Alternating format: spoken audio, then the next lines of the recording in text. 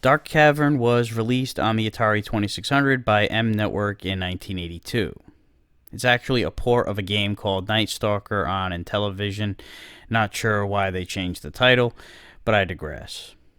It's a maze shooter in the same vein as Wizard of War, where you control a man who has to navigate through a maze of tight spaces while blasting all the enemy cretins that want you dead.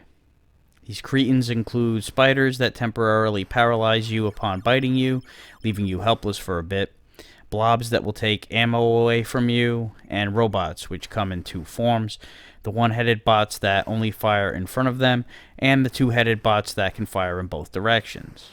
And they have great eyesight because once you're parallel to them, they're shooting immediately.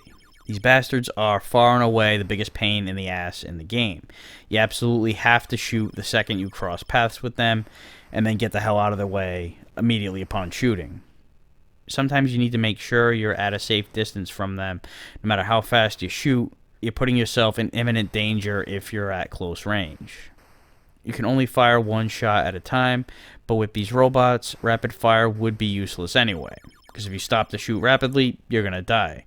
Because even if you hit them first, they're still going to get a shot off. As much as this can be frustrating to get popped almost immediately, especially if you have it on the harder difficulty where more enemies show up, this is still a key element of the challenge. The intensity level is high, and you end up getting into this desperation mode for survival.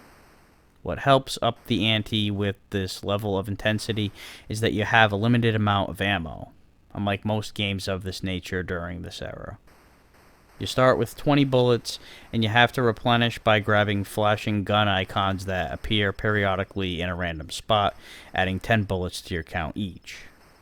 The gun will only flash on the screen for a limited time before disappearing entirely, so you want to get over there fast, although you also don't want to carelessly put yourself in danger in the process. Sometimes you just plain run out of ammo, and you can do nothing but run around like a jackass until you see a gun pop up. You start out with 5 lives, and you can earn extra lives when killing the yellow robots. Different color robots have different speeds and point values. There's not much in the way of variations aside from the 2 difficulty settings that I mentioned earlier, and the maze is always the same, but the tense nature of the game is where it shines, which is amplified by the lack of music, which isn't unusual for an Atari 2600 game to not have music, but the lack of music is magnified by the cool sound effects, particularly the one you hear when killing one of the robots. There may be a shit ton of maze games during this time, but there weren't as many maze shooters, and definitely not many, if any, that had limited ammo. Dark Cavern may not be quite as good as the comparative Wizard of War, but it's definitely more polished than something like Infiltrate. Overall, a solid entry. The fallen caverns must dry, appeared within my palm. I snatched bricks forth to scrape it off, with deadly ice